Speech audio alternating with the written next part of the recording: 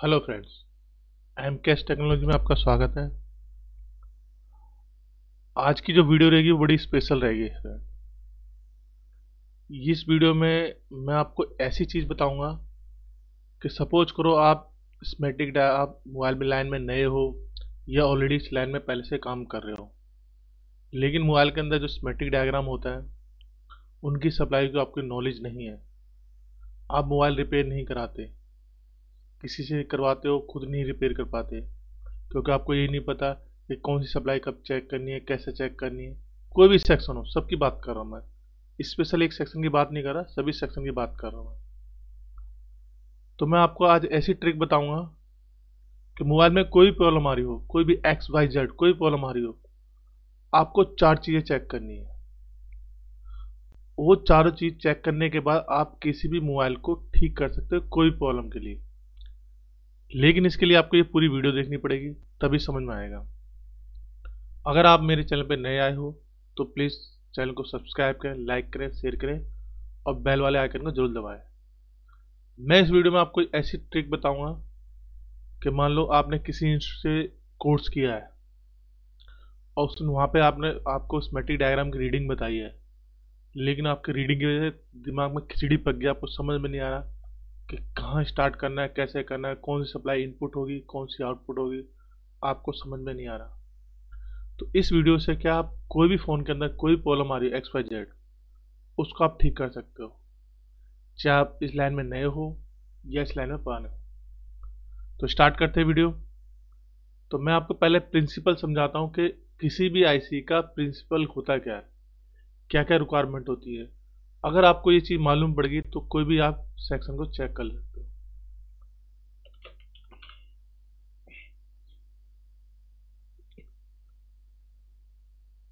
हमारे फ़ोन में जो भी आईसी होती है, किसी भी सेक्शन के लिए एक आईसी लगाई जाती है। ऑडियो हो, लाइट हो, ग्राफिक्स हो, चार्जिंग हो, XYZ कोई भी सेक्शन हो, सबके लिए एक आईसी लगाई जाती है। उस आईसी का एक होता है आउटपुट। क्या होगा? आउटपुट।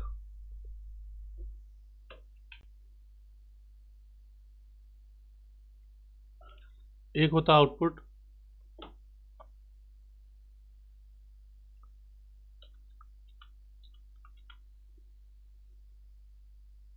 एक होता है इनपुट,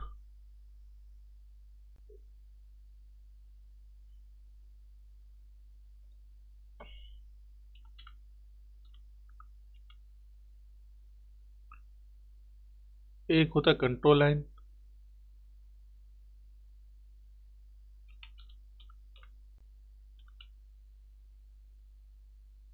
और एक होता है पावर।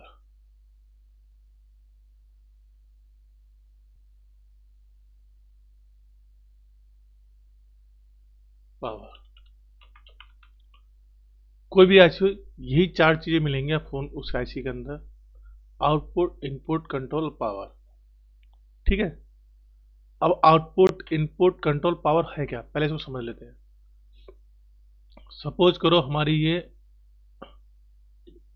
ऑडियो आईसी है। ठीक है, ये ऑडियो आईसी है, audio amplifier. Audio amplifier IC है, तो इस ऑडियो आईसी के एम्पलीफायर आईसी के जो आउटपुट होगा वो होगा आपके स्पीकर वाले पॉइंट, जिसको हम लाउड स्पीकर बोलते हैं। ये आपके क्या होंगे? स्पीकर वाले पॉइंट। ये आउटपुट है। ठीक है। तो जब भी हमारे पास कोई फ़ोन आता है, किसी भी सेक्शन के लिए आता है, पहले हमें आउटपुट की GR वैल्यू लेनी है कि स्पीकर के अगर दो पॉइंट है तो दोनों पॉइंट की आपको यहाँ पे GR वैल्यू लेनी होगी। और GR वैल्यू क्या होती है, कैसे चेक करते हैं, आप बोलोगे तो उसके ऊपर मैं वीडियो बना दूंगा। और ऑलरेडी मैं एक दो बार बता भी चुका हूँ वीडियो के अंदर, जो पहले मेरी वीडियो पड़ी है उनमें मैं ये बता चुका हूँ कि GR वैल्यू कैसे चेक करते हैं। अगर आप मेरे को कमेंट करोगे तो स्पेशल मैं GR value, hot testing, cool testing के ऊपर अलग से एक वीडियो बना दूंगा। ठीक है। तो पहला काम होता है हमारा इस GR, यहाँ पे GR वैल्यू चेक करना। ठीक है। अगर आपकी यहाँ GR वैल्यू ओके है तो डेट मीन्स जो आउटपुट की सप्लाई, मतलब आईसी से आउटपुट तक जो हमारे स्पीकर के पॉइंट है यहाँ तक की जो सप्लाई आ रही है वो एकदम ओके है। आपको यहाँ नहीं छेड़ना, कहीं भी यहाँ पे नहीं छेड़ना, ठीक है। अगर यहाँ पे आउटपुट की सप्लाई में प्रॉब्लम है तो आईसी और आईसी से स्पीकर, इसके बीच में की जो सप्लाई है उसमें कहीं ना कहीं कोई कंपाउंड खराब हो सकता है या ये सप्लाई खराब हो सकती है। वो आपको चेक करना है। कैसे चेक करना है? अगर आपको मीटर का थोड़ा सा भी यूज है आता है तो आप आसानी से चेक कर सकते हो, ठीक है। अगर हमारा आउटपुट ओके है लेकिन फिर भी हमारा स्पीकर वर्क नहीं कर रहा तो हमारा डाउट आईसी में जाता है। लेकिन आईसी से पहले जितने भी हमारे इस आईसी के अंदर इनपुट, कंट्रोल लाइन और पावर, इनकी जो सप्लाई है इनको चेक करना है। अब इस आईसी का इनपुट क्या होगा? इस आईसी का इनपुट होगा जो ऑडियो आईसी से, जो ये ऑडियो एम्पलीफायर आईसी बताई मैंने। ऑडियो एम्पलीफायर आईसी का काम होता है लाउड स्पीकर को वर्क कराना। ऑडियो आईसी का काम होता है माइक और एयर स्पीकर और हेड फ्री को वर्क कराना, ठीक है, ये याद रखना। तो मैं ऑडियो एम्पलीफायर आईसी की बात कर रहा हूँ। तो इस आईसी के जो इनपुट होगा, ये आपका इनपुट होगा ऑडियो आईसी, ठीक है। ऑडियो ऑडियो आईसी से सिग्नल आते हैं इस आईसी के लिए, उन्हीं सिग्नल को बूस्ट करके ये स्पीकर तक पहुंचाती है आपके। क्योंकि आपको क्या करना है, उस जो साउंड आ रहा है उसको तेज करना है ना, तो यहां तक पहुंचाती है। तो ये आएगा तब ये जाएगा, अगर ये नहीं आया तो ये नहीं जाएगा। तो पहले चेक करना है कि यहाँ पे आपका आउटपुट ओके है नहीं है। अगर आपका आउटपुट ओके है तो आपके जो इनपुट है, जो ऑडियो आईसी से आ रहे हैं इनपुट, वहाँ जो पॉइंट होंगे उन पॉइंट पे आपको जीआ वैल्यू लेनी है। अगर यहाँ जीआ वैल्यू आपके ओके दिखा रहा है तो इसमें ऑडियो आईसी से सिग्नल आ रहे हैं वो ओके हैं। तो आउटपुट चेक कर लिया, इनपुट चेक कर लिया। अब आते हैं कंट्रोल लाइन। कंट्रोल लाइन के अंदर क्या होता है आपका इनेबल, इनेबल सिग्नल होते हैं आपके।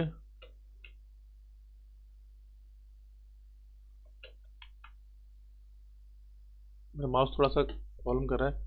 इनेबल सिग्नल आते हैं सीपीयू से। कहाँ से? सीपीयू से। तो यहां से इसको इनेबल सिग्नल मिलते हैं। इनेबल का काम है कि जब तक सीपीयू नहीं बोलेगा इस आईसी को, ऑडियो आईसी को जब तक सीपीयू नहीं बोलेगा तब तक ये ऑडियो सिग्नल को बूस्ट करके आगे तक नहीं पहुंचाएगा, ठीक है। तो आपको जहां जिस पॉइंट पे इनेबल सिग्नल आ रहे हैं उस पॉइंट पे आपको जीआ वैल्यू लेनी है। अगर यहाँ पे जीआ वैल्यू ओके आ रही है तो ये भी हमने चेक कर लिया, ये भी चेक कर लिया और ये भी चेक कर लिया। ये तीनों चीज चेक कर ली, ठीक है। अगर इनमें से किसी में प्रॉब्लम है, मान लो अगर आउटपुट में प्रॉब्लम आ रही है तो इसके लिए ऑडियो आईसी जिम्मेदार है और ये सप्लाई जिम्मेदार है। इनपुट में प्रॉब्लम आ रही है तो इसके लिए ये सप्लाई जिम्मेदार है आपकी और ये आईसी जिम्मेदार है। कंट्रोल लाइन में प्रॉब्लम आ रही है तो ये सप्लाई जिम्मेदार है और सीपीयू जिम्मेदार है। सप्लाई का मतलब इसके बीच के हुए कंपोनेंट, वो चेक करने हैं आपको, ठीक है। तो आउटपुट चेक कर लिया, इनपुट और कंट्रोल लाइन। अब आता है पावर। पावर का मतलब इस आईसी को चलने के लिए वोल्टेज की रिक्वायरमेंट होती है। तो इसके अंदर जो सर्किट बना है उसको चलने के लिए किसकी रिक्वायरमेंट है? वोल्टेज। तो ये जो पावर आपके आएगी ये दो केस में आती है। या तो ये पावर आएगी आपकी बैटरी से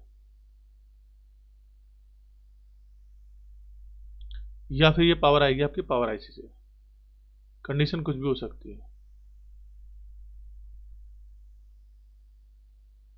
अगर इस आईसी को 3.7 से लेकर 4.2 के आसपास वोल्टेज चाहिए होंगे तो ये पावर आएगी बैटरी से। अगर इस आईसी को 3.6 से नीचे वोल्टेज चाहिए तो आपकी पावर आएगी पावर आईसी, ठीक है। तो ये 4 पॉइंट होते हैं हमें जो चेक करने होते हैं। अभी बात आती है कि आपको यही नहीं पता इनपुट क्या है आउटपुट क्या है, यही नहीं पता, और कंट्रोल लाइन क्या है यही नहीं पता। तो आउटपुट सबको पता रहेगा, क्यों? कि जो आप चेक कर रहे हो, ठीक कर रहे हो, वही पॉइंट आपका आउटपुट का है। तो आउटपुट सबको पता होता है। इनपुट नहीं पता, कंट्रोल लाइन नहीं पता और पावर नहीं पता।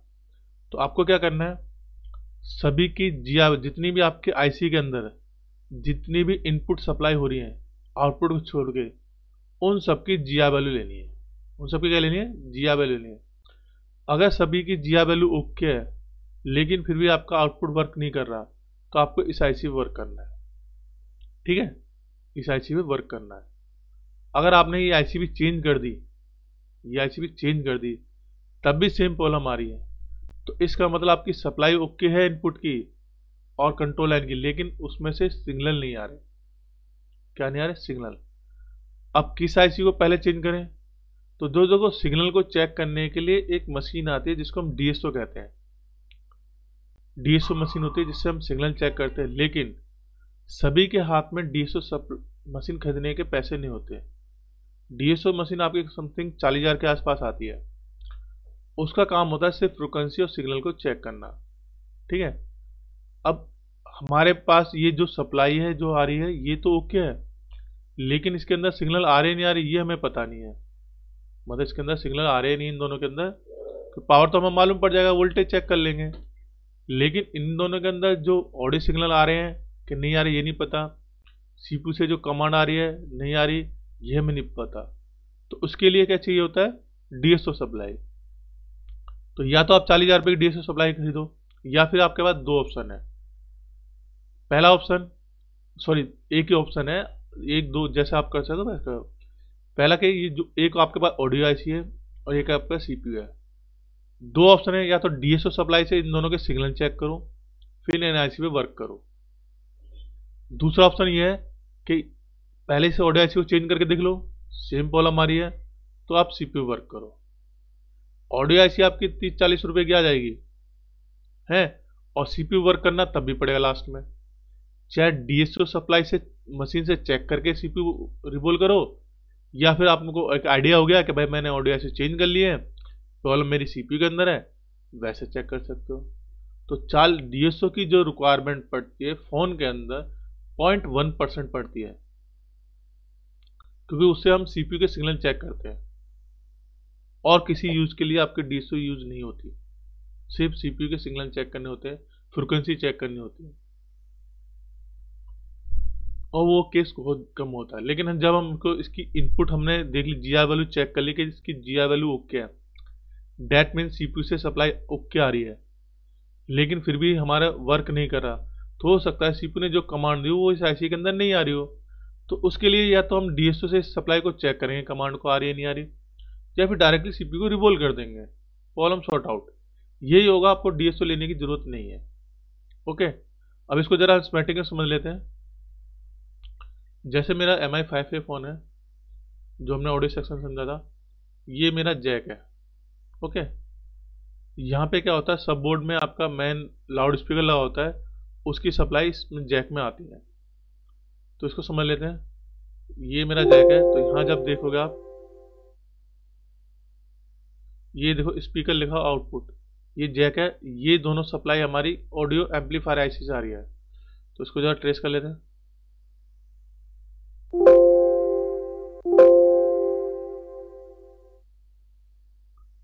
ये इधर आ गया।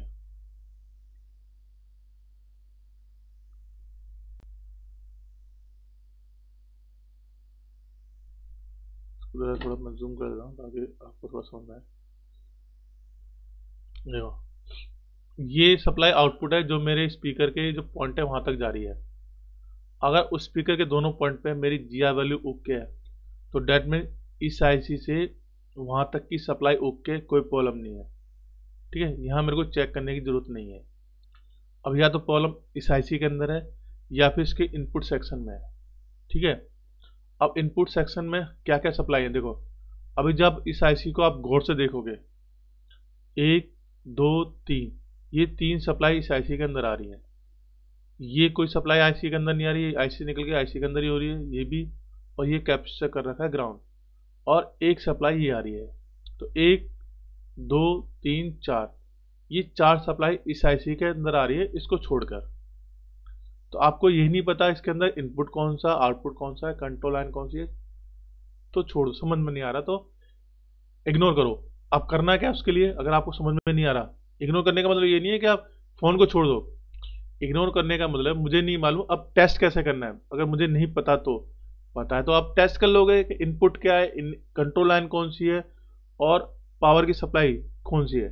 लेकिन नहीं पता तो क्या करना है, तो कुछ नहीं करना आपको। अगर नहीं पता तो इस आईसी को आपको उठाना है, और ये जो बॉल दिख रही है A3 B3 A1 A2 और A4, इन सब पे आपको जीआर वैल्यू लेनी है, सब पे टोटल, इस पे इस पे इन चारों पे आपको जीआर वैल्यू लेनी है।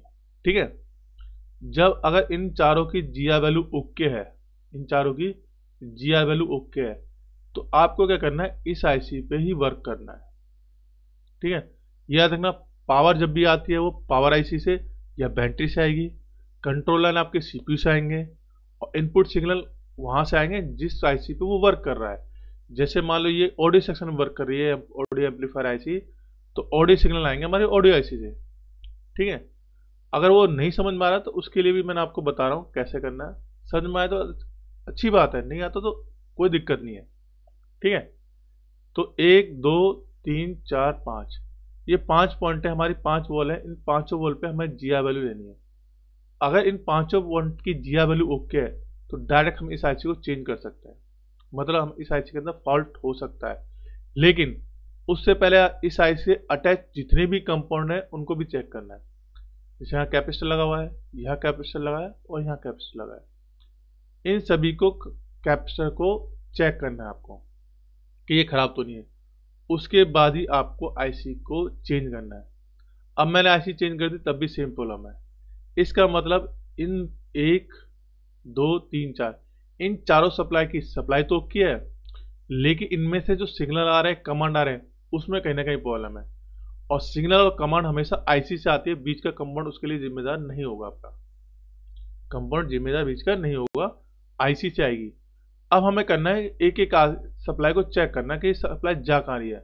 जैसे हमारा इनेबल है, कॉपी करा मैंने, अब देखता हूँ कहाँ जा रहा है, इधर, ये देखो ये आ गया मैं सीपीयू के अंदर। और कहीं जा रहा है क्या? नहीं जा रहा, और कहीं नहीं जा रहा। बीच में देखो कोई कंपाउंड, इस रजिस्टर को छोड़ के बीच में कोई भी कंपाउंड नहीं है। डेट मीन सीपीयू इसके लिए जिम्मेदार है। ओके, अगर मैं इसको चेक करता हूं, यहां से जा रही है इधर, इधर भी नहीं है, इधर ये दो इसके अंदर आ रही है। ये जैक के लिए आ गई, हमारे ऑडियो जो जैक होता है हैंड फ्री, और ये वही है हैंड फ्री वाला, ये है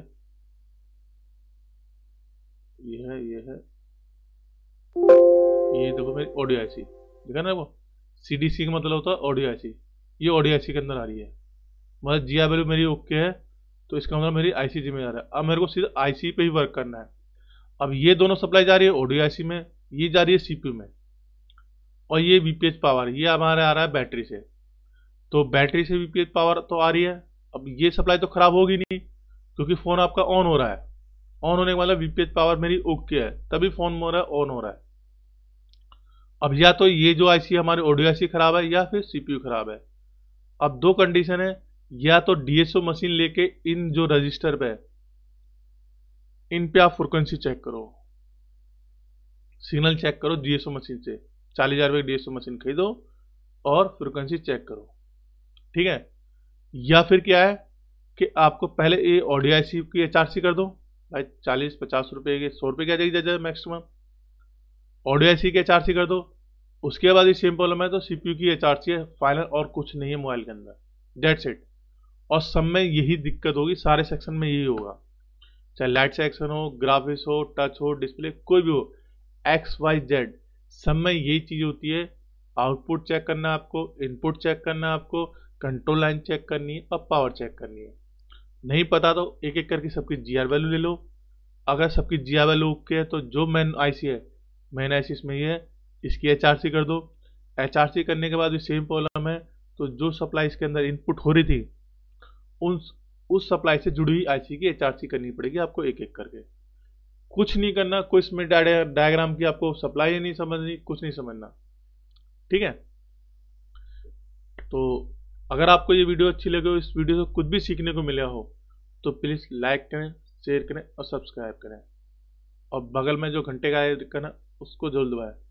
आपके लिए मैं ऐसी छोटी छोटी पॉइंटेबल वेरिएबल जो आपकी जानकारी वाली जो वीडियो है उसको लाता रहूंगा। और मिलते हैं नेक्स्ट वीडियो में।